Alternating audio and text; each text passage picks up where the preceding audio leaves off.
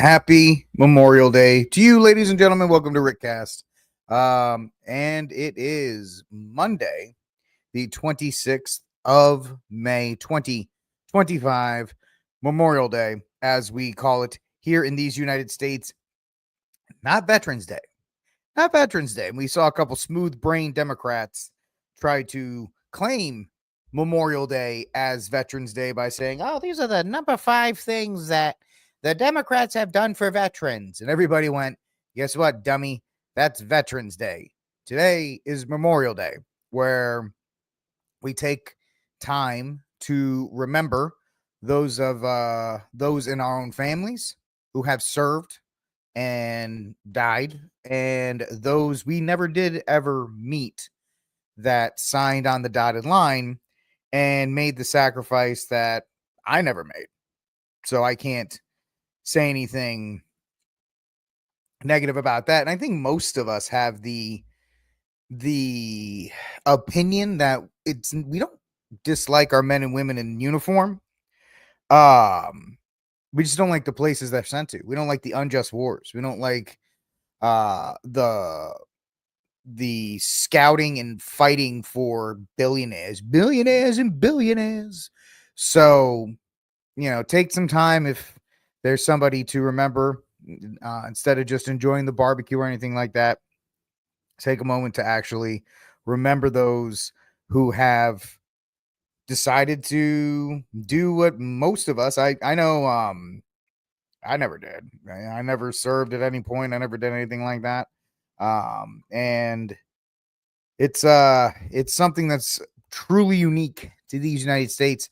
The fact that we don't have a military where you must serve, right? It's an all volunteer force. So nobody's forcing you to sign on the dotted line and to do the things that must be done if called upon. So thank you to our men and women out there that took that sacrifice and made it. And so it's been a pretty slow news day. Not really much going on because most of, these United States are calm and most people are out doing things. Vacation, summer vacation kind of unofficially starts now with the 3-day weekend and everybody moving on and everybody heading out and doing that kind of stuff. So if you're on the road, drive safe. If you are just getting back from a barbecue or you are just putting your feet up for the night after maybe you had to go to work today, thank you for taking the time to hang out with me here at RickCast, and I greatly appreciate all of you for being here tonight, however long you can be, 10 minutes, the whole hour. I greatly appreciate it. All right, ladies and gentlemen, let's take a look here. So we have one hot take right now. There's really not much else to talk about. Then we're going to talk about Trump calling Putin crazy, which is a shift in his demeanor as far as these negotiations, because one of his campaign promises, and something I think most of us expected, was the ending of hostilities between the Ukraine and Russia when Trump got elected. I think all of us that pulled the lever for him hoped that was going to be the case. And it is what it is in that regard, and it's not happened.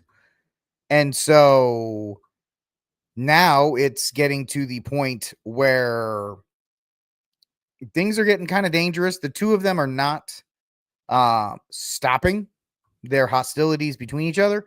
And maybe this is a tactic by Trump to try and show that, hey, Putin, I'm not on your side. I just want this thing to end, so forth and so forth. We'll get into that. And then we're going to talk about the strange initiative the Democratic Party is trying to do. They're launching a new initiative to study how men think to try and win them back. Okay, probably not going to work, but we'll make fun of it. The day is so slow news-wise that it was a big deal that Emmanuel Macron, the childish weirdo in president of France, got smacked by his like 70, 80-year-old wife. I don't know. It's a weird age gap. We'll look at it when we get there. They opened the door to his presidential plane, and right at that moment, you could see her like smack him in the face, and everybody's like, ooh, as it's some kind of big deal. But we'll talk about that as well. Just as far as noticing things like female on male violence and how that's accepted and often encouraged, where correctly men should not hit women. But we'll call it out and we'll look into it and see what we can dig out of that story. Finally, I'll give you my box office. Well, not mine, but a review or an update on the box office numbers. You know, it's 7 o'clock Eastern right now on the East Coast. Those numbers are pretty much closed, and great for Lilo and Stitch. Lilo and Stitch did exactly what people thought it was going to do, despite the fact they changed the ending, and that was a little weird. We'll talk about the ending change. But Mission Impossible is not going to do it. Mission Impossible is not going to make its money back. And it's probably because simply the movie's not very good. The mission, and you can go to my channel, RickCast Reviews. I did a review of Mission Impossible Final Reckoning, and it's just not a good movie. And movie YouTube, as much as we wanted to prop this film up, because whatever you think about Tom Cruise in his personal life, the man actually cares about the product that he puts on screen, and he wants films to succeed and all of these things. We wanted to want to love this film, and we just couldn't. And we'll talk about that and anything else that may come up. I know there's a couple things here and there that are kind of floating around. I'm not going to give you my opinion. If you're tuning into tonight's show to get my opinion on how Catholic Twitter is reacting to the restrictions on the Latin Mass in Charlotte, I'm very disappointed in it. Not that Trad Inc. cares what I think and whatever. Trad Inc. needs this to be what the catastrophic end of the world event for all of them. Now, understand what I'm saying. This is terrible for the people of Charlotte. And if you read the actual bullet points and the paperwork from the bishop, it doesn't seem like he's being charitable to the people of the diocese. But in talking to a couple people who live there, they really want us to stay out of this. They don't want us talking about it. They don't want us making shows about it. And I actually messaged Steve Cunningham Saturday when he was talking about it, and other people. I was like, man, I'm sorry. I talked about it on Friday. And he said, don't worry about it because yours wasn't inflammatory like many of these are. And the thing that's really getting, well, I guess we're going to talk about it. The thing that really gets me about the reaction from Trad Inc. on the events in Charlotte, most of them don't know what they're talking about. They're kind of just flying off the handle, reading the initial page or whatever the case may be, and then they're extrapolating out, and they're worried about what's going to happen in Detroit, what's going to happen here, what's going to happen there. Well, the Bishop of Charlotte doesn't run your diocese, so maybe you should worry about what the Bishop of your diocese does instead of extrapolating out this bishop's decision on everyone else. We do understand that every bishop is entitled to running their diocese however they want. And you people freaking out about stuff that hasn't happened yet in Detroit or whatever these St. Louis or whatever these places may be, all you're going to do is worry yourself. And we're taught as Catholics not to worry, right? Everybody likes to quote St. Padre Pio, pray, hope, and don't worry until things happen. And guess what we do? We worry. So I'm not very happy about, well, I don't care. It doesn't matter if I'm happy. I'm not impressed with the reaction, although it's expected. It's an expected reaction from Trad Inc. Just frothing at the mouth to be miserable once again.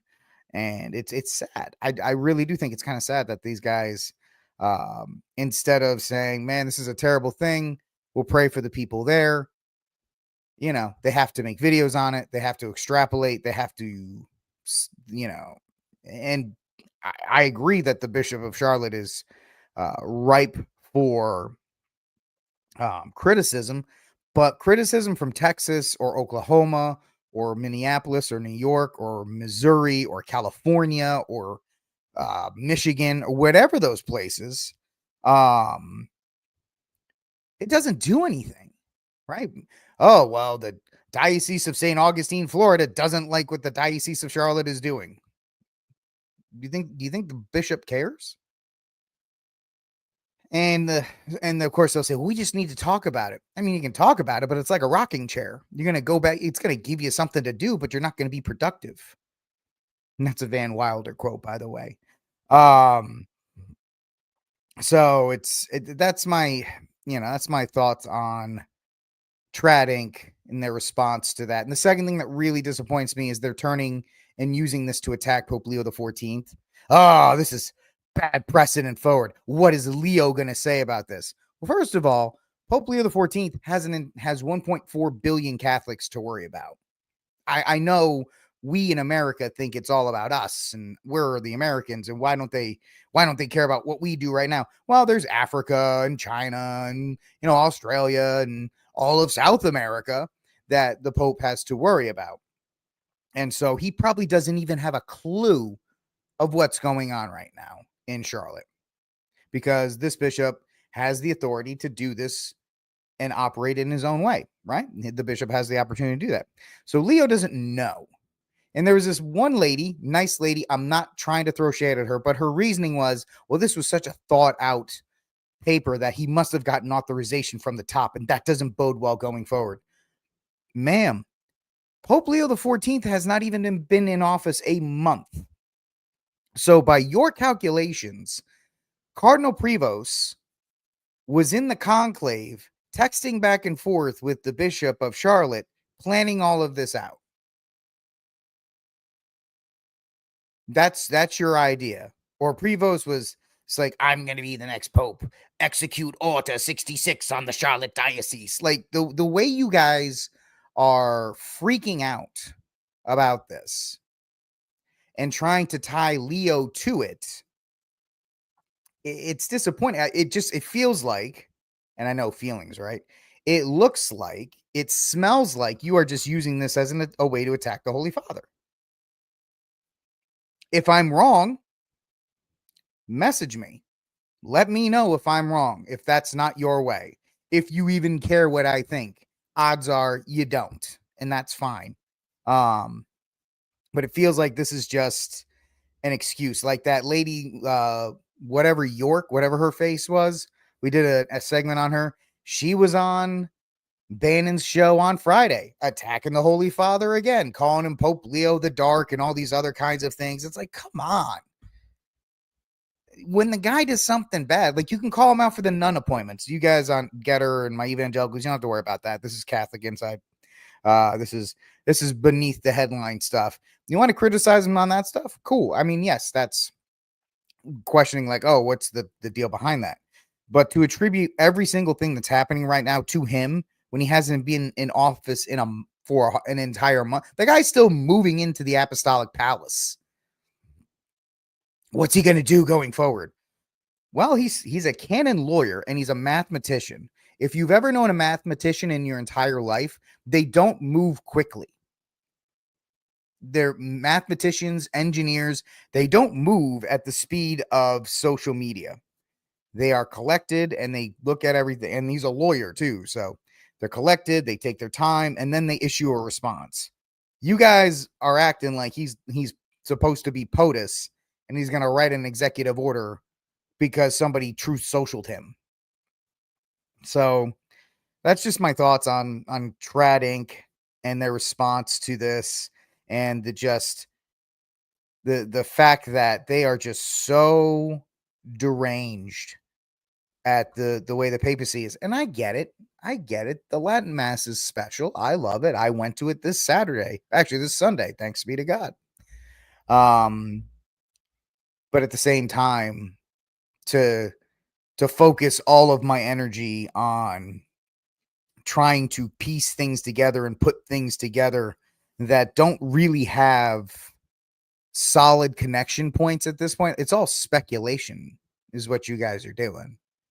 You're speculating. You're almost gossiping. Yeah, Mark, I get people are concerned, but if it's not your diocese, what does your concern do except worry you? I get it. I understand. And I'm not without it. My my diocese, I lost a Latin mass. We used to have St. Mary's Cathedral in downtown Austin. That our bishop, who's now in Galveston, he restricted it. You know what we did? Ooh, sorry. My voice is cracking. You know what we did? We said, okay. We moved on to the next thing. And so I get that people are concerned, but there's a point where concern becomes anxiety and worry, and we're taught not to fall into these traps. You know who likes to use anxiety and worry is the evil one, is the enemy. The enemy likes to use anxiety. The enemy likes to use worry, concern, to flood your mind with doubt. So, I mean, you could, and I'm sure, like I said, I'm not really well liked by most of Trad Inc. And, that's a shame. Some of them don't even know I exist. Shockingly, right? But those are my thoughts. It actually gives me the ability to speak clearly on these things. So that's my thoughts there.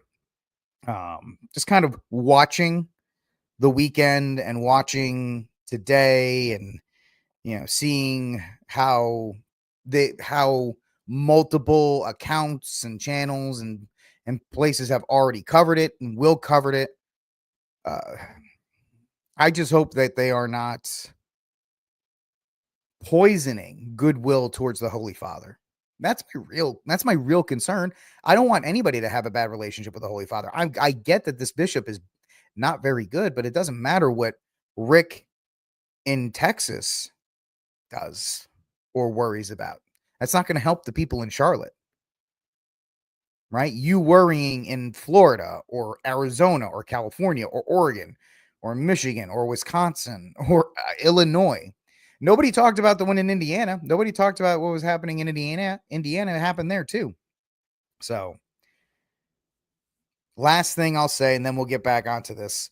Because I know it sounds like I'm dumping on Trad Inc. And you could perceive that.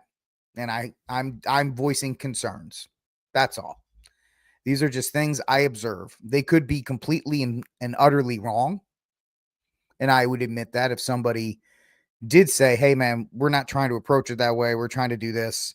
It probably doesn't help that I don't watch their stuff. I watch a couple of things. I watch like Anthony Stein and Marshall and a couple others. So, I keep my eye on some of those, but, and for the most part, a lot of them are even keel. I think it's really more X, and X is just a dump. X is a dump platform where it's conducive to making people upset, angry. It wants rapid takes and division and all this. I mean, X thrives on conflict. Twitter thrives on conflict. And because if you post nice things, it doesn't get retweets. It doesn't get likes. Only, angry, provocative stuff gets the traction. So it encourages it. And I don't know. I hope in all charity for everybody, all the other guys, all the other creators, all the other pundits, if you want to call them that, commentators out there, that you're doing it for whatever correct reasons you think, and not to, really don't cause dissent with the Holy Father, because the Holy Father doesn't know what's going on right now. I could bet you. The issue you have is with that bishop. And I think, and I'll close this up because I've said this twice and we've got stuff to talk about. I'll close this up again. I really would hope that we sit back. That we sit back and we pray for the people of Charlotte and we let them deal with the situation in house. Because I would hope, because I think the best way, not closing it up. I think the best way is if it happened in your diocese, do you want everybody making it difficult for you guys to work it out as well? right? It's really the idea. I think this is the best way I can sum it up after this like 10-minute tirade. Hey guys, we don't have a lot to talk about. Here I go. If this was to happen to you in your diocese and you were like, well, we're going to petition and we're going to talk to the bishop. If the bishop has anybody monitoring social media, that person can go back to them and say, look at all of these uncharitable things people are saying and they're writing and they're doing videos about you. This obviously reinforces what you're thinking.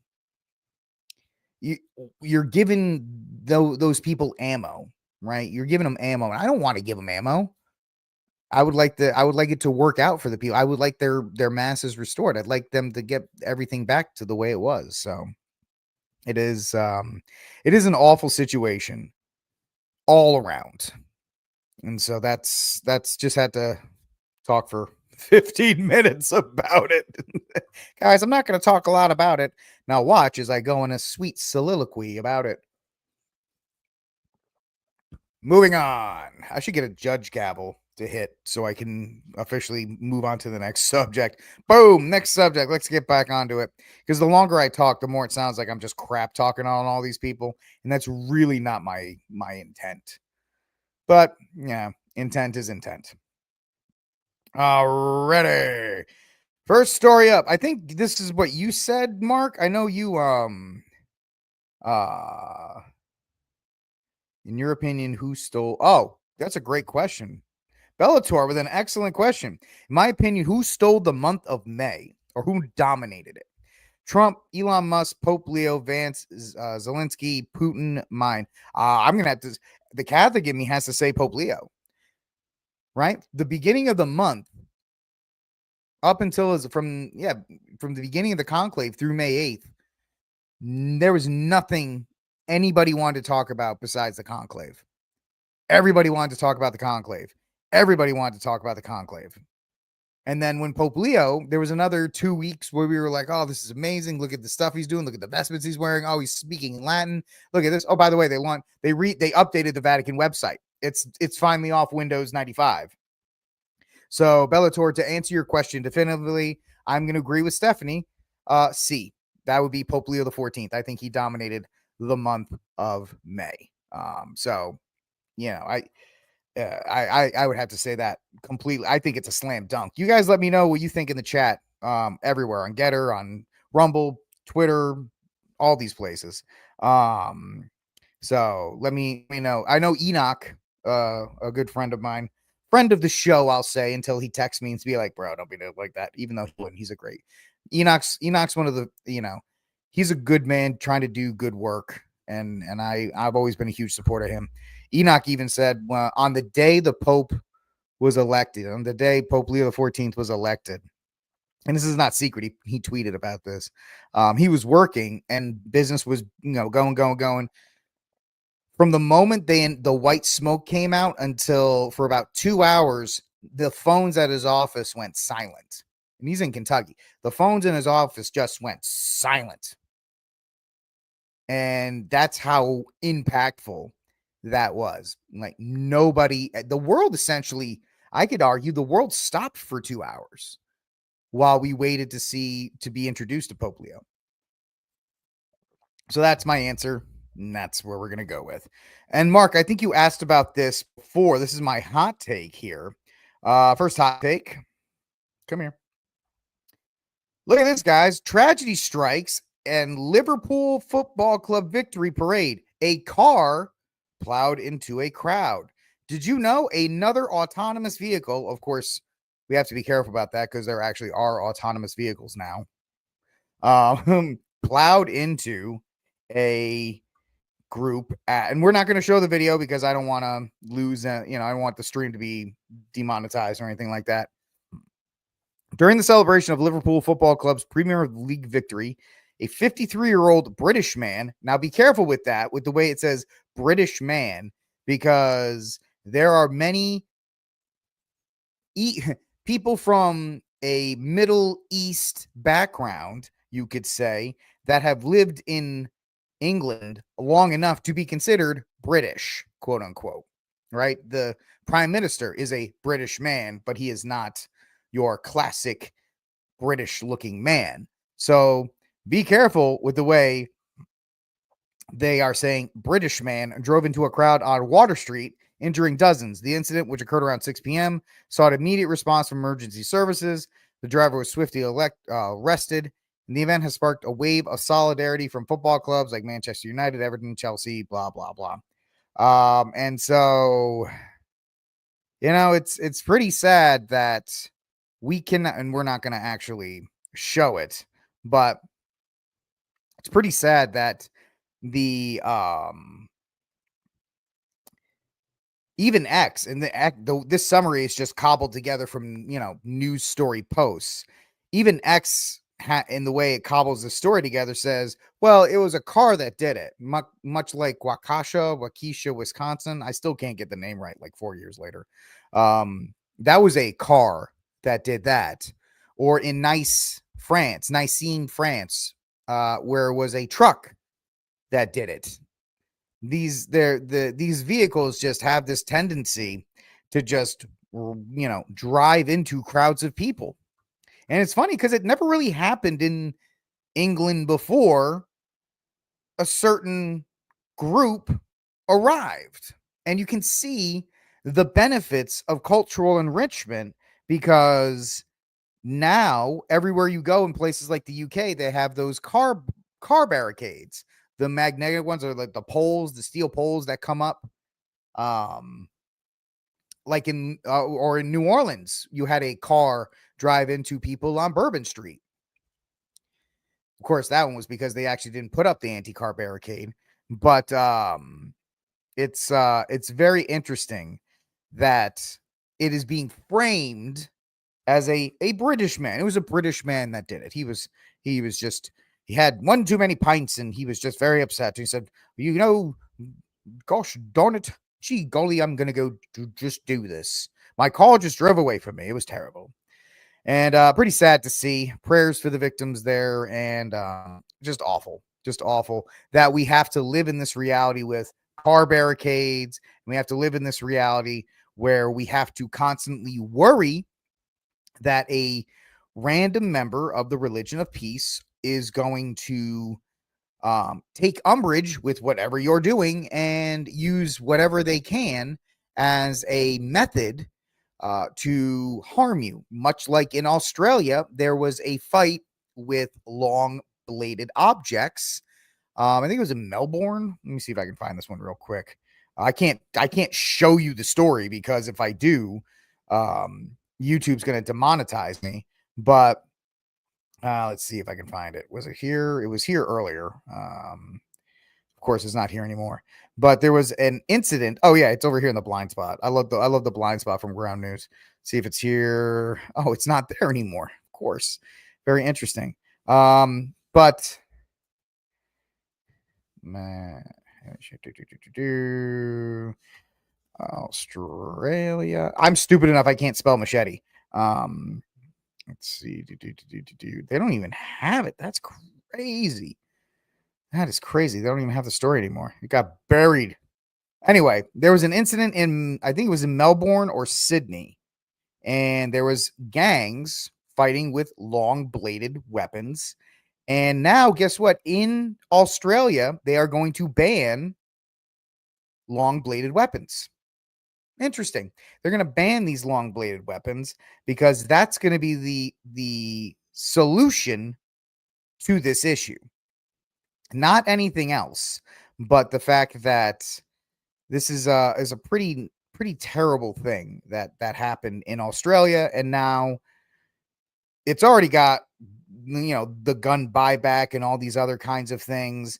Now they're going to ban those long bladed objects that you use to hack through jungles because there was an incident in a mall in Australia, and that's pretty sad to see. So I actually just I was like, I'm not going to talk about this, but I guess I'm going to. So it's pretty sad to see that this is happening. Wow, nobody's talking about it. This story. Got absolutely buried. It was on every newsstand. It was on every news site about an hour ago. And now it's gone. Here it is. Melbourne. Yep, there was a Melbourne attack 2 days ago by two groups. And I'll drop it in the chat if you want to read it because I can't show it once again. So another group that had to protect or use certain things. And now there will be a ban on those types of objects because there was a fight between 10 people in the center of Melbourne. Once again, Melbourne, Australia didn't have these problems until cultural enrichment took place. And the wonder is, when will the West, in some cases, I think it's too late for England. I think England is lost. I don't want to be pessimistic, but I think England is truly lost. I don't think it has a chance. The demographics do not favor the English population. Short of like an invasion and a reestablishment of a Western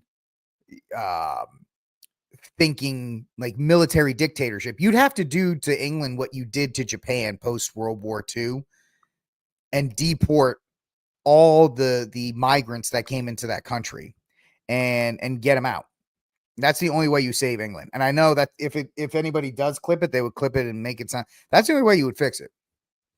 France is the same way too. You're right. Spain is in trouble too. A lot of these European countries are in a lot of trouble. So, and of course, that's also locked hand in hand with the declining birth rate. It's locked hand in hand with the declining birth rate. So it's we need these immigrants because we don't have the population to replace them. And this is what happens. You bring in this population that doesn't share your values, and all of a sudden you're having gang fights in your city center, or you're having cars magically drive through crowds of people. And it is 100%. It is 100% self-inflicted. The West, and you could blame the boomer generation. I blame the 60s. The 60s really destroyed the West. It did. I think if there ever, whatever small existing remnant of the West that will remain, whether it's in like Hungary or Portland, what is it? Not Portland. What's I can't believe this. I'm having a mental freeze. What's the country? Poland. Whether it's, Hungary, Poland, whatever, there's going to be some places where the West survives. They'll be tiny. They'll be very tiny. But if there are history books about it, they will write that the 60s destroyed the West through sexual liberation, through the opening of communism and progressive ideas, really just destroyed it. And that's a sad thing. It's a sad thing to see. So it is what it is. All right, folks, let's get to our first story of the day. Now that I've waxed poetic for 34 minutes on just random stuff. I hope you're having a wonderful Memorial Day weekend. This is RickCast. Like, subscribe, share, hit the notification bell. Thank you to everybody hanging out with us on Getter and on Rumble and on YouTube and on X and my one person on Twitch. I salute you as always. Thank you for being here. Holding it down, as they say out there on the Twitch stream. If it wasn't for you, I would not have it. Anyway, so let's get to our first story of the day. This seems to be a very big shift in the tone that Trump is using now with Putin in regard to the Russia-Ukraine war. And you can take a listen to it for yourself. Don't listen to me. Listen to him. Yeah, I'll give you an update. I'm not happy with what Putin's doing. He's killing a lot of people, and I don't know what the hell happened to Putin. I've known him a long time, always getting along with him, but he's sending rockets into cities and killing people, and I don't like it at all, okay? We're in the middle of talking, and he's shooting rockets into Kiev and other cities. I don't like it at all.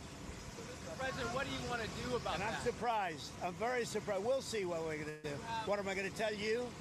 You're the fake news, aren't you? You're totally fake. All right, any other questions? I don't like what Putin is doing, not even a little bit. He's killing people. And something happened to this guy, and I don't like it. Well, President Trump, I can see that you're frustrated. I can see that. I see you can't. I see you are. But this is from Bloomberg, guys. I don't know if you caught this over the weekend. From Bloomberg, Putin managed to avert an attack on Moscow with an 11th hour deal. But the uprising has pierced the aura of political power. Also, let's see. There was an assassination attempt on President Putin by Ukraine reportedly failed. And this was, when was this? The 25th. So this was yesterday. Now, this is from Russian media. Take it with a titanic grain of salt, but we're just trying to give an impression, more roundabout. After his helicopter came under a large-scale drone attack, Russian air defense systems engaged the drones and ensured the presidential helicopter landed safely. The timing of the drone strike suggests that Ukrainian forces may have had advanced knowledge of Putin to the area, which was not publicly revealed. So that may be something that changed Putin's view and his tone. That's what I'm saying. Not a Titanic-sized grain of salt, an empire state filled with salt. Take it with that. I'm just reporting I'm just giving you guys what is being reported out there. Maybe it is, maybe it isn't. I don't know. I'm just trying to give you as much information as possible. Could that be a reason why his tone has changed? I don't know. But we do know on the night of May that night, Russia launched its largest aerial attack on Ukraine, striking Kiev and other cities with drones and missiles. The attack came amid ongoing conflict after Russia's full-scale invasion and coincided, that's the word for all of you who are wondering, with diplomatic talks involving Trump and Putin. Ukraine's Air Force reported Russia used 367 drones and missiles, including 355 drones and 9 cruise missiles, causing at least 12 dead and dozens injured. President Trump called Putin crazy, and he said he would absolutely consider more sanctions, saying, as you just heard, I don't like it at all. The attack has intensified, for my lack of speaking skills tonight, the war's violence and could increase international pressure on Russia, while Ukrainian leaders continue to advocate for stronger sanctions. The idea here is that Trump is frustrated. And if I was Trump, I would be frustrated too. Why can't these two stupid idiots just come to the table and figure something out? They've had a couple deals on the table.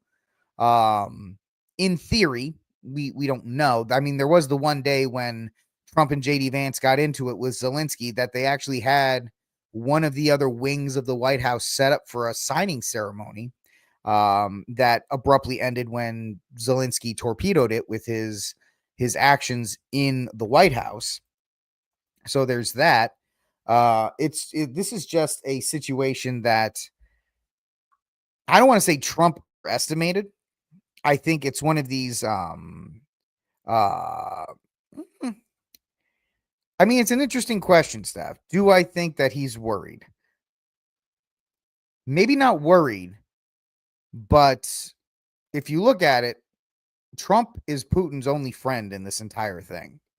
He is. And the only way to get out of this with anything that the Russians wanted, which was that land bridge, would be to work with Trump and get this done. Smart money would put on that. Now, why? There's no smart money at this point because these two are just going to continue to go at it. It seems like until the end of time. And Russia is just, by doing an attack like this, Russia is only reinforcing what the West is saying about him. There's a lot of things that happen behind in the walls of the Kremlin that we don't know about. There's a lot of political maneuvering and things that we can't even begin to speculate and guess about. But it's not a good situation no matter what it is. So if you are Putin, you should be concerned that Trump is changing his tone, because for the most part, he's been very supportive and very positive with Putin, trying to get this to the table, trying to be not a friend, but at least a mediator, where Joe Biden wasn't a mediator. Well, not Joe Biden. The people who were using Joe Biden's skin suit to get things done So it's I do think if Putin wants this to end, and that's a big if, maybe he doesn't want it to end. I don't know. Maybe there's nothing more but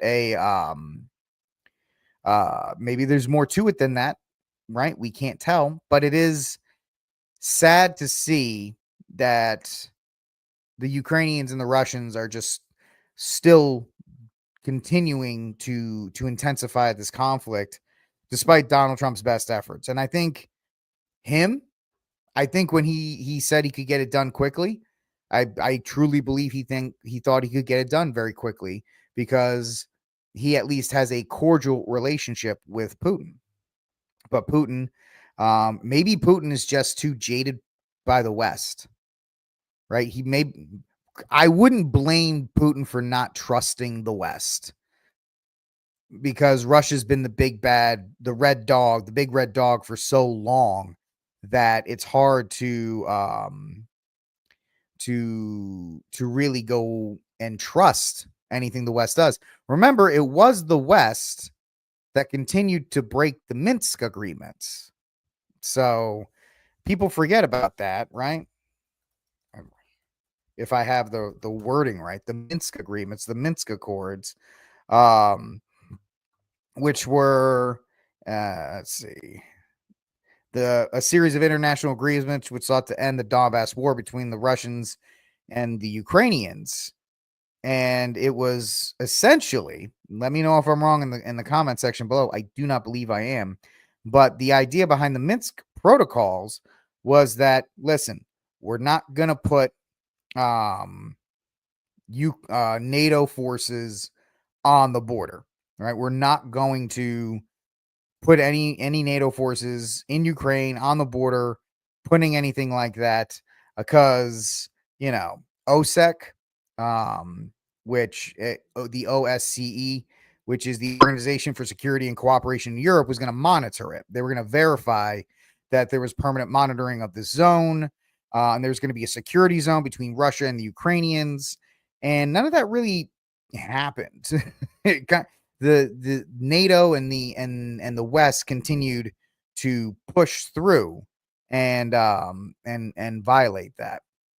So right? You can, Mark, you're correct. You're correct that both sides did.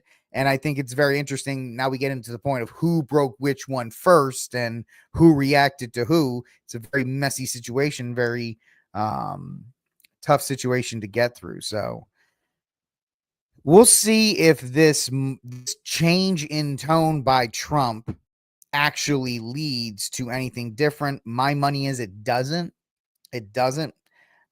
So hopefully, it would be, we'll see.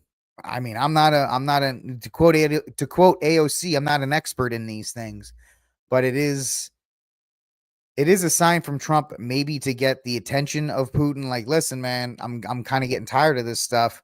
Because if Trump walks away from the table, which he's talked about doing, he's talked about walking away, then you could see just this conflict dragging on with no end date. And I think that's the thing that a lot of people are worried about, is that this conflict will continue to drag on with no end date in sight. And I think that's a bad thing for everybody involved. I think everybody involved does not want that to take place. All right, ladies and gentlemen, this is RickCast. Like, subscribe, share. Hit the notification bell if you like what we're doing, if you support, or if you are appreciative, if for lack of a better term, of me hanging out with you guys. It's actually my pleasure for you to hang out with me. I am honored that you guys are taking the time to hang out with me on this Memorial Day. Hopefully you guys are having a good day. Hopefully it's been a nice day for you Memorial Day wise. Hopefully you took a moment to honor the fallen, however you choose to do that. All right, let's see here.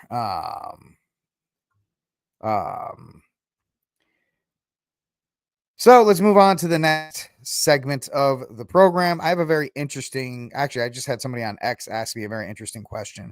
If you guys don't mind, we're going to do a little gun talk here for a moment. Let's see here.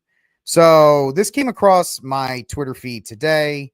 And I think we should talk about it because somebody apparently thinks we should. Managing the decline here on X. Thank you for asking me the question.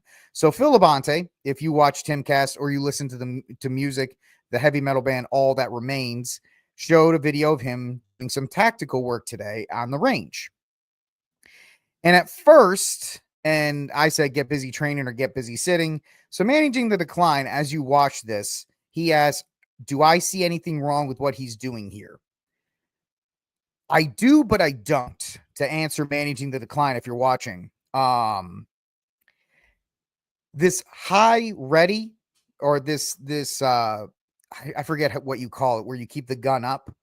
It's not high compression ready, it's high ready. Or the only time you see, A, that's what you see a lot in like TV shows, but B, the only place where that's an actual training, a method of training is in air marshals. Air marshals are taught to keep the gun up like that when they do reload, because, you know, if you're in an airplane, you don't keep the gun at high compression because you'll flag everybody on the planet. So it's interesting. He's doing this under supervision, managing the decline with this group called Tactical Res. So Tactical Res is a group that does training. So it's a tactical response group. They do actual training. So Phil Labonte is doing this under the eyes of if you play the video, you'll hear commands, you'll hear things like that. He's also doing what we call a tactical reload here, where, let's see, shot once, and then here I'm probably gonna get demonetized for this, but this is educational purposes. He does a tactical reload. Here he's turning around to listen to instructions from his instructor, and then he's turning back around, and then he's going to initiate the next course of fire. I will tell you this, I'm a firearms trainer. I don't teach this stuff because it's not commonplace, right? It's not a commonplace method that I would use. My students, when you train with me at the Armed Papist training, I do basics, sight alignment, trigger control, stance, grip, all that stuff. I don't, and I teach high compression ready. I don't teach much else. My goal is to get the fundamentals for you set so you can go to these other courses. And so Phil Labonte's at a course. He's training under the supervision of a firearms instructor, and his finger's off the trigger. And technically he is observing the safety rules, right? His finger's off the trigger here. The firearm pointed in a direction where he is not flashing people until he is pointing downrange. The picking up of the magazine, I don't know. I'm sure his firearms instructor told him to do so. For me, I don't do that kind of stuff because I'm usually dealing with newbies. I'm dealing with newbies, and I teach them to do that kind of stuff. So all of this is controlled. His shots are good. His fire ups are good. The gun doesn't flip. The muzzle doesn't flip. I have no problem with any of this. And the main reason for managing the decline, when you ask, do I see anything wrong with what he's doing here? Even if I do, he's not doing this. He's not one of these guys who's on the range, you've seen the videos where guys are like pop, pop, pop, and they're acting like John Wick. His shots are controlled. His shots are slow. He's doing everything right with the racking. His fingers off the trigger every time he's shooting. I don't have a problem with it. I think his training is fine. It's a different method of training. So it's not mine, but that doesn't mean squat. I wouldn't train somebody in this because this is a higher level of training than what I do, right? You would consider this like advanced pistol fundamentals. So, I mean, we're talking about smooth, right? His reloads are fine. I don't think his reloads are bad. He doesn't look it into the holster, but that's like Tommy tactical stuff. I teach my people look it into the holster every time. Once again, I'm dealing with newbies, right? He tapping racks. He's also dealing with here's something that's very interesting that he's doing. he's training with off-body carry, right? His magazines are off-body instead of being on-body. So he's training, moving the bag around, getting the magazines out. So I don't see anything too wrong with this. This looks like maybe the first time. This is where he does his tactical reload, and then he gets his follow-up shots. I don't see a problem with it. I think a lot of people are kind of like, what's going on with the high ready? He's under the supervision of a firearms instructor. And if you're under the supervision of a firearms instructor, then you obviously are working as you are. So I just got that on X. So I figured, you get a little bit of gun talk here. That little throwback to old Gun Talk Friday. I don't have any problem with it. Because he's not doing it to show off and everything seems controlled. So you got to practice. And if you're going to carry, here's the thing. He's carrying magazines off body and he's training how to access the magazines and how to get a magazine out of the bag while trying to keep your eyes down range. Once again, no problems. No problems here. I think it's fine. Once again, because he's under the supervision of a firearms instructor. That's my big thing. All right, let's move on to our next story here. I'd rather talk about that than this. This is the silliest story of the day. It really is.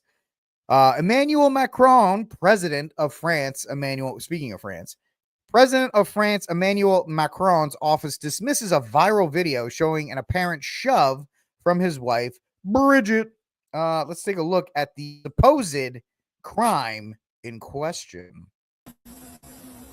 So you don't see it. The plane lands. They're opening up the door. And he had the unfortunate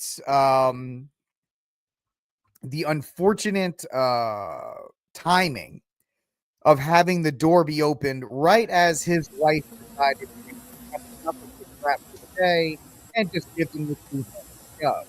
And of course, that's the look of, oh, you really had to do it in front of the in front of the door, man. In front of what do you guys want? You guys want to hit her with a left-right combo? It just happened, I don't condone it, but it's a bad situation. Yeah, his elderly wife, his much older. I think they got married when she was like 40 or something like that. So yeah, he's like, hi everybody. And then that look right there. Where's that look right at the end? Where is it? Right. You got right there. That's the look of a guy who's just going, seriously, y'all opened the door at the wrong daggone time. Come on, man.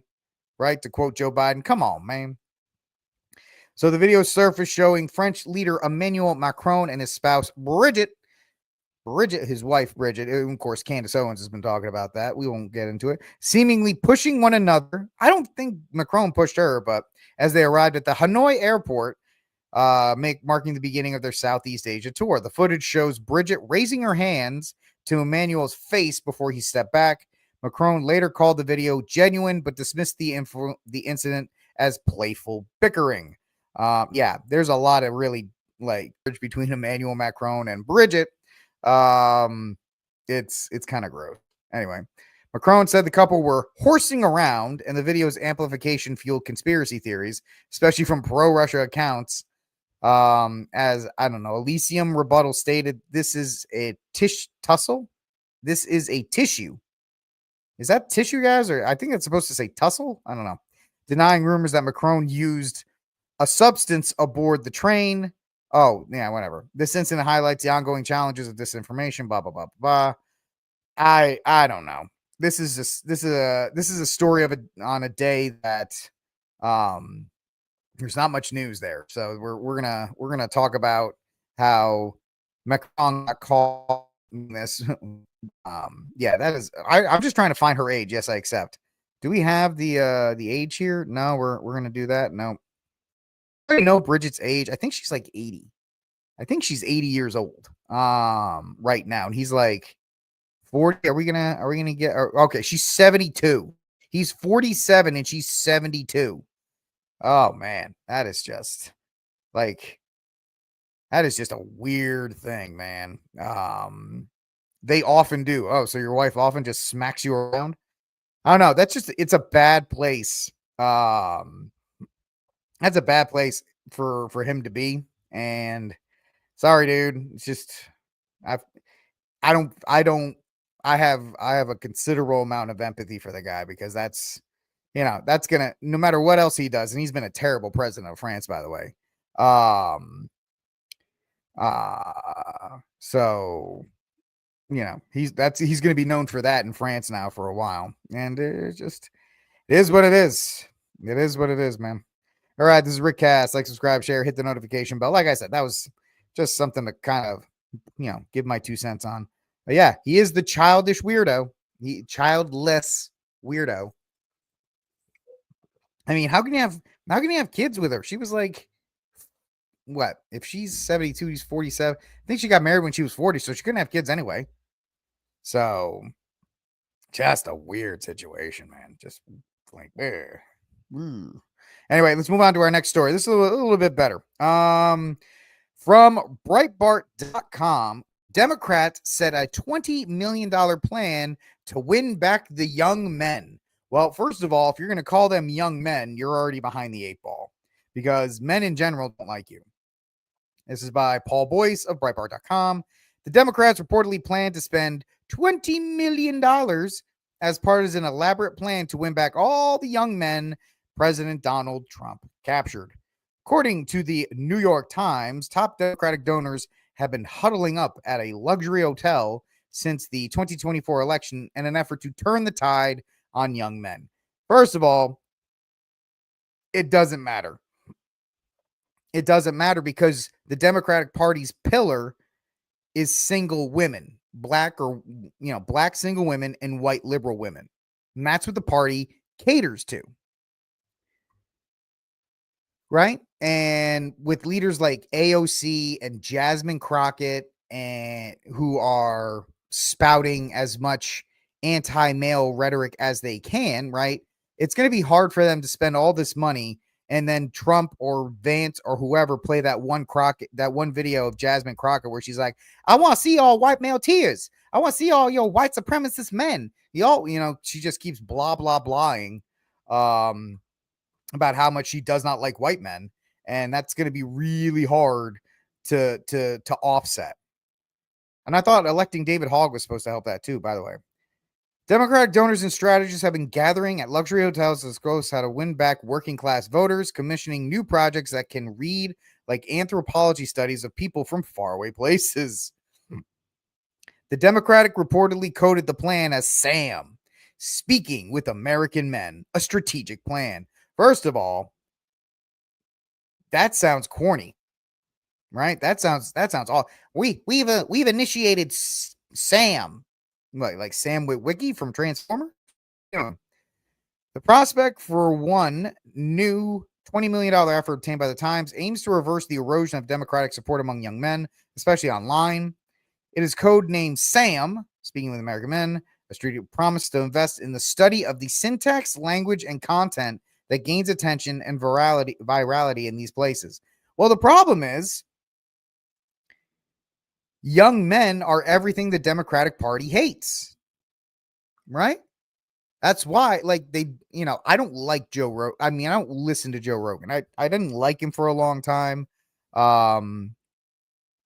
He was very anti-Catholic. He seems to be swinging, he seems to be coming around to the idea of God and all, and that should eventually lead him to Christianity, and hopefully Catholicism.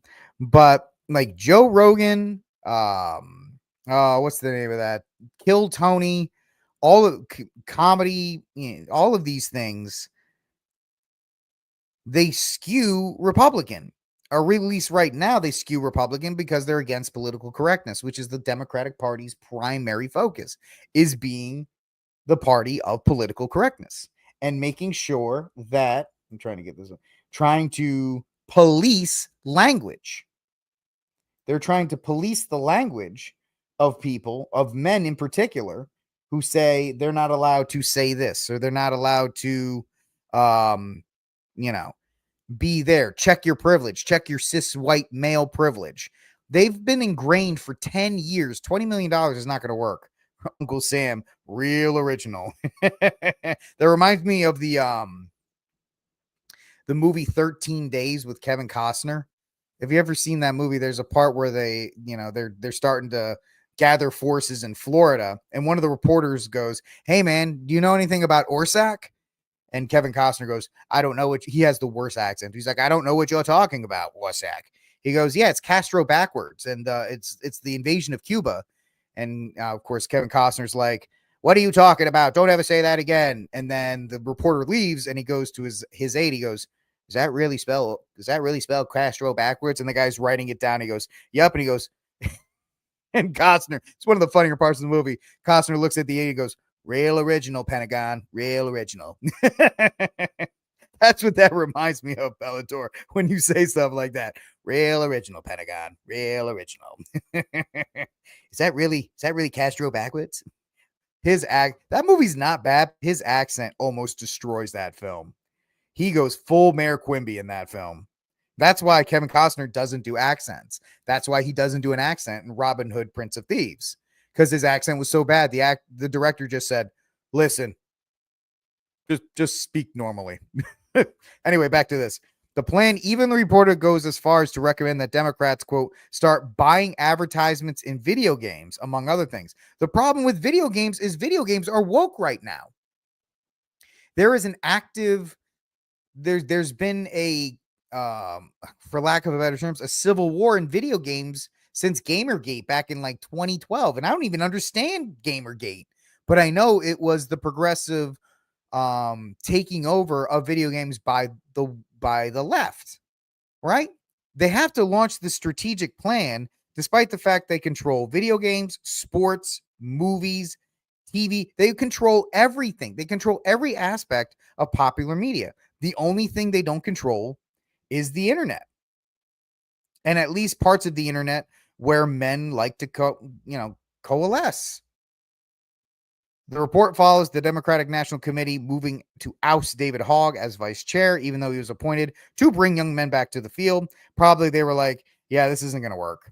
The noodle arms isn't going to get anybody back." The Democratic National Committee is taking steps towards removing. Oh, I don't care about any of this. Anyway, so we already know David Hogg got kicked out because David Hogg's stupid. Right? That's a good point. Like Duke Nukem, Doom, all of those old games, even like Fortnite back in the beginning, Halo, right? You can't even play Halo anymore. They destroyed Halo. All of these places, every time a new game drops, the gaming community has to take a breath and wait for, whatever kind of LGBT agenda is pushed into it. Like The Last of Us Part 2. Or whatever. I only know because they're talking about The Last of Us TV show and they're comparing it to the game. I don't play video games anymore. And if I do, it's every once in a while. I have a Nintendo Switch and I'll play Mario Kart. Yeah, that's it. That's all I'll do. If I have some spare time, I'll play Mario Kart. And I don't have a PS5. I don't have any of that stuff. I don't. But think about all the things they have athletes who do, like, all of this other stuff. They have actors, quote unquote, doing all these other kinds of things. The problem is they don't have any of these things. And places like TikTok or X or even Instagram are places where men go. YouTube is still a place, even with the censorship. Rumble is one of these places where they go. All the efforts of the Democratic Party can't build back the trust for men that Steven Crowder has. Louder with Crowder, right? Louder with Crowder is a fantastic show geared towards men. I mean, they acknowledge that women watch the show, but they're unapologetically male, and they focus it that way. And so there's one of those things that, Instagram is pretty wild, G Money, because there's a certain song that kind of finds its way into my algorithm. I don't know why. And the memes that go with it are hysterical. I have to admit, the memes that go along with that song, I crack up every single time. Every single time one of them crosses. But they can spend as much money. They can spend $50, they could spend $100 million on this study. But until colleges stop treating, colleges are completely done too, because there are more women enrolled in colleges than men. And if a man is enrolled in college, all he's going to get is matriarchal propaganda shoved down his throat. So men don't go to college. They're trying to go to trade schools where there's no time for propaganda because they're teaching you how to be a lineman or how to be a plumber or how to be a locksmith. They don't have time for that stuff. So they could do whatever they want as far as trying to win back by studying the syntax of men. They're going to study the syntax of men and then say, we can't say this stuff. We can't do any of this stuff because Jasmine Crockett and AOC and The View and all these other places will not allow us to do so. They will not allow us to do so. And Hollywood is lost. Hollywood is completely lost all of its credibility among young men, especially with the destruction of like Star Wars and Marvel, right? Star Wars and Marvel used to be, we talked about this the other day, used to be the two most prominent male centric brands out there. Now they're completely destroyed. Marvel is one bad film away from having to take a hiatus. Star Wars hasn't made a film in 6 years. They're trying to make another one, but even that's female centric. Hollywood is pushing Pedro Pascal as the new face of masculinity, even though he's in a closet. Maybe there's rumors that because Pedro Pascal is a Hispanic, so he's white adjacent, so he checks that diversity box. There's rumors going around right now that he checks more than one box on the diversity hires, if you catch my drift. And they're pushing him as the peak of masculinity. Most popular TV shows have women talking down to men constantly. Even Reacher, even that guy Reacher, who should be like the most masculine man on the planet, he's too busy yelling at you about like transgender surgery in Guatemala. Men don't care about any of this. Men want opportunities. Men want to be able to find a nice woman to get married and have a family and provide. And also Gen Z and men, younger men, are going towards the one thing that the left cannot follow them on, and that is Christianity. Men, let me see if I can find this. Gen Z is returning to Christianity. Real-time fact-checking here. All right, this is from USA Today, guys. This is from USA Today. I put this on screen. Here it is. From US, Gen Z is returning to Christianity, and the data proves it. Nope, I don't care about your advertisement. I don't care. Gen Z men are more likely to attend church than Gen Z women. And that's where we're seeing this divide. Gen Z men are going back to church. Gen Z women are not, which is one of the problems that people are kind of freaking out about, because women are not following the men on this one. They're too busy being girl bosses and so forth. But the fact is, the left can't follow. They can spend all of this money, but they cannot follow this. They can't. They just can't follow it. And so it's a wasted effort by the Democratic Party, because they'll never admit that they need Christianity. Right? They'll get out of the crap.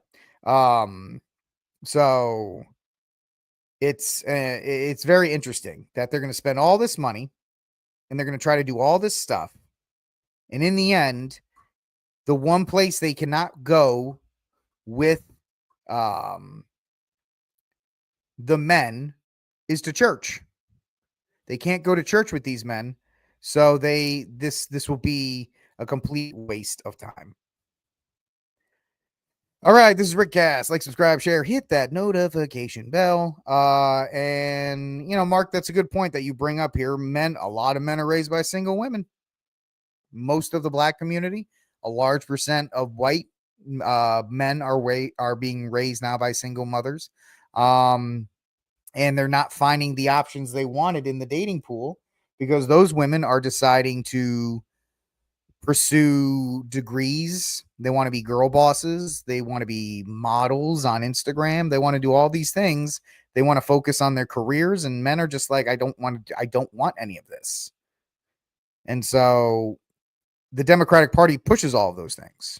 So why would men go to the Democratic Party? The Democratic Party doesn't speak to their interests. That's the fact. That's the fact, Jack. All right. Last story of the day. Do a little box office report for y'all. Weekend box office, Lilo and Stitch leads record Memorial Day frame. Now, yes, Lilo and Stitch made a lot of money, but you have to factor inflation in because ticket prices are higher than they've ever been. But for the 3-day gross, Lilo and Stitch made $261 million. For the 5-day gross, it made $325 million.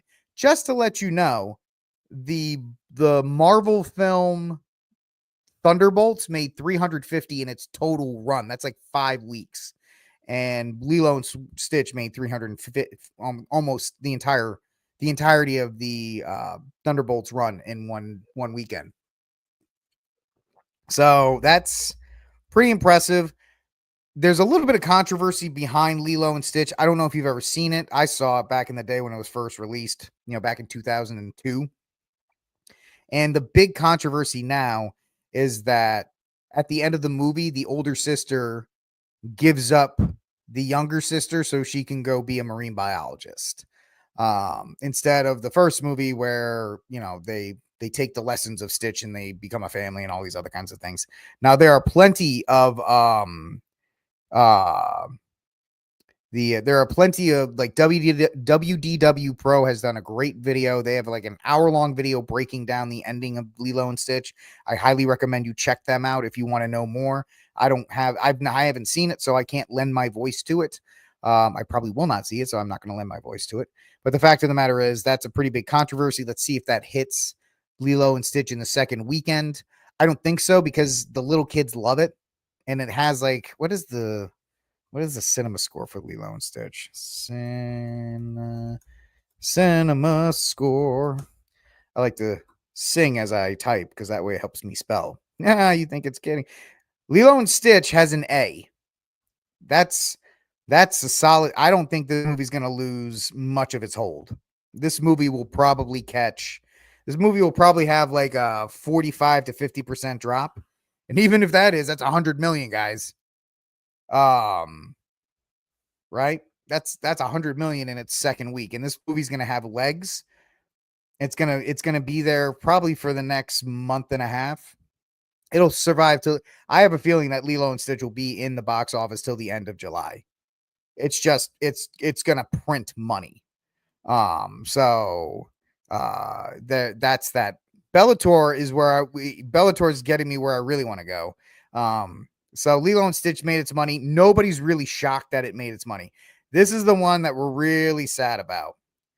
Mission Impossible 2 did not do what it needed to do.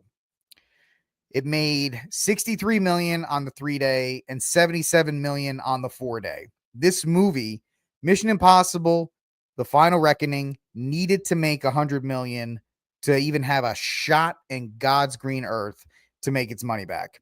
It didn't crack it. It's going to make all the money it's going to make in the next 2 weeks, this weekend and next weekend. And Mission Impossible 2 has an A- cinema score, which is not terrible. It's not terrible. I mean, you really want A-, B+ is like, you want an A+ or an A. But it has an A- cinema score. Its 3-hour runtime is not going to help it because it won't have like Lilo and Stitch is like 120 minutes. So you can get more showings in. Boom, boom, boom, boom, boom. Versus something like Mission Impossible, which is a 3-hour runtime, which means you can't get as many showings in, ergo you can't make as much money.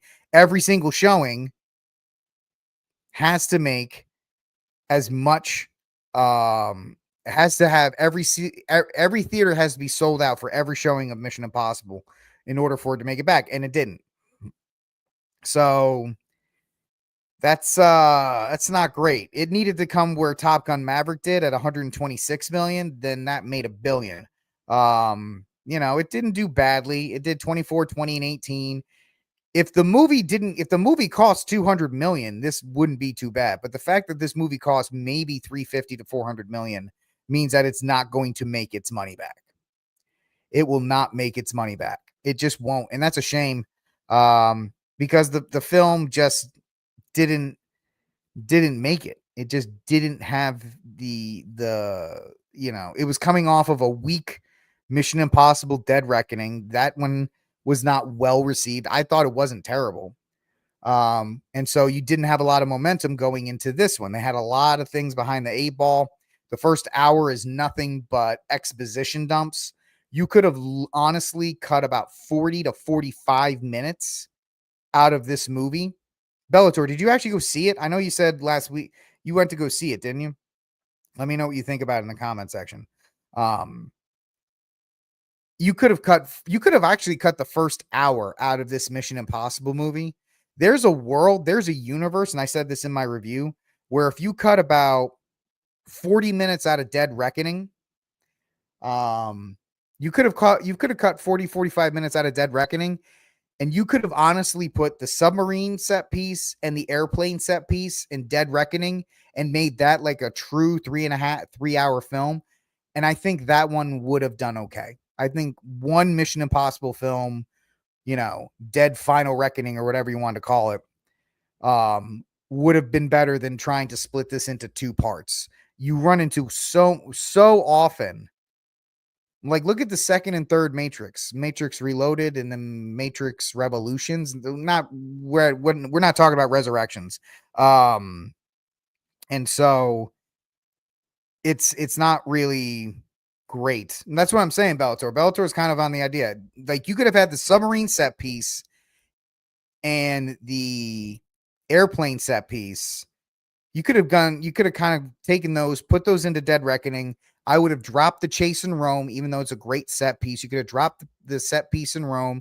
You could have tightened up the airport sequence in the beginning. You could have cut 45 minutes out of Dead Reckoning, put the good parts of Final Reckoning into Dead Reckoning, and made it one kind of like massive film. And I think it would have made a lot more sense than to try to do 2-parters.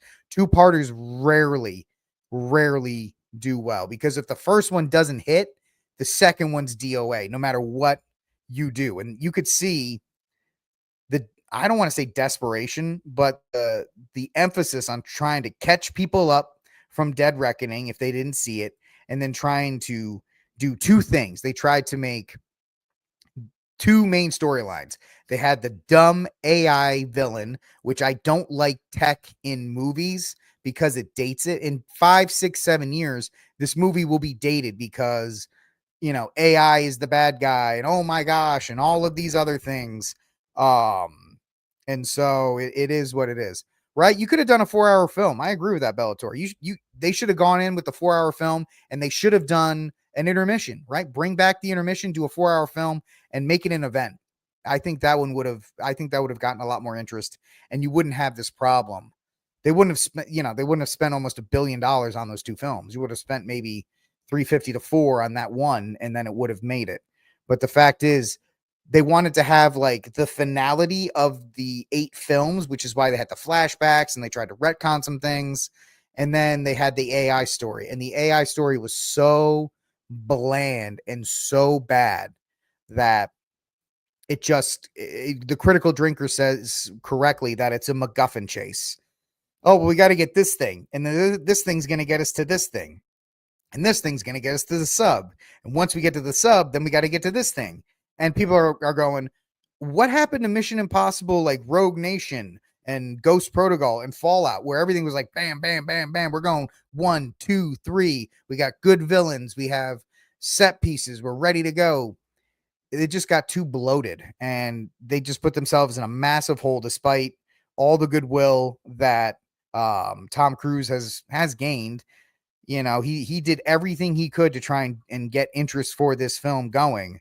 And so it's really, and it's sad because the submarine sequence and the airplane I found myself glancing away from the screen during the airplane sequence. I was on the edge. I was absolutely enthralled with the airplane sequence, and the submarine sequence was absolutely nail biting. But I'm going to give spoilers away. I hope you don't care, guys. But they talk about how, oh, you're going to be in this part of the ocean, Ethan Hunt, and if you, no matter what technology you have, you're going to be in so much pain. You're going to have to be in this compression chamber for, decompression chamber for like 5 days. And then it happens, and he hangs out with Haley Atwell for like 20 minutes in the decompression chamber. He's like, all right, we're good. Let's go. Like, they completely brushed through that. And I'm thinking as he's going, I'm like, if you've got 2 days until the world ends, he's going to be in the damn compression chamber. Sorry for cursing. He's going to be in the compression chamber when the world ends. But nope, they kind of just flew through all of that. And they flew through that part of the submarine sequence, but yet they took an hour in the beginning to it's a shame. I really wanted this film to close out the saga. And it just didn't do it. And you can see this. It's just, it did fine in all these other places, but it just doesn't have the legs. It doesn't have the legs, and it's a shame. It's a shame. So, that's the one we're really focusing on here, is that Mission Impossible Dead Reckoning. Everybody knew Lilo and Stitch was going to make the money, Little kids are going to go. They like Stitch. He's like a little puppy. Everybody's happy about it. They're going to go back. They're going to buy stupid Stitch toys. That one's going to make money back and forth and back and forth. Everybody was kind of looking to see, well, how is Mission Impossible going to do? And it didn't even make, I think some people were saying that it was going to make 200 million. It didn't even make that 200 million mark globally. It didn't even get to 200 million globally. And it's tough. It's tough. And that's not something that people wanted to say, but it's unfortunately something that has happened. And even if it has a 50% hold, even at a 50% hold, what is it? 66 million? 66 million for the 3 day. I don't count 4 days because 4 days are just ways to knock up the numbers. So Mission Impossible made 63 million for the 3 day. Even if it has like a 40% hold, which is unbelievably amazing, that's only 40 million-ish. You need to have like 100 million. That way it drops to 50 million and, kind of run out the clock on that stuff. If it makes 40 million next week, it'll be a miracle. I really think it'll be a miracle. I don't think it has the legs for it, which is a shame. All right, that's it for this episode of RickCast on this Memorial Day. I hope you guys enjoyed being a part of the show as much as I enjoyed having the show and being here for you. Do me a favor, ladies and gentlemen. Please like, subscribe, share, hit the notification bell. Help the show grow. Everybody on Getter, retweet it, repost it, do what you got to do. Leave some comments on Rumble for me. A little bit of a housekeeping issue Wednesday. Wednesday, I am traveling to San Antonio in the afternoon, so I'm going to do the show at noon.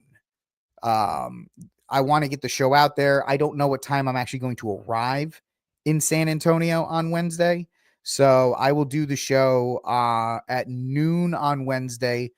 Thursday, the show will be at 5 p.m. Central, and the reason it's 5 p.m. Central is Thursday for us Catholics is the Ascension.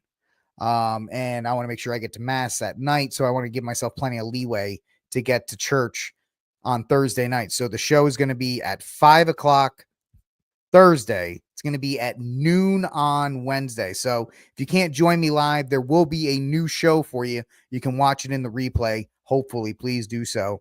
But it will be noon Central Time Wednesday. And then Thursday, it will be 5 p.m. Central Time on Thursday, and then Friday we're back to normal scheduling. But I want to make sure I get the shows for you. We just have to tweak around with the scheduling a little bit while traveling. But there will be new episodes all week. Scheduling will be a little bit weird, which is why I got to hit the notification bell so you'll be notified when the show goes on. Anyway, thank you for hanging out with me on RickCast. I will talk to you all tomorrow. God bless, and until that day comes, ladies and gentlemen, free Dexter Taylor.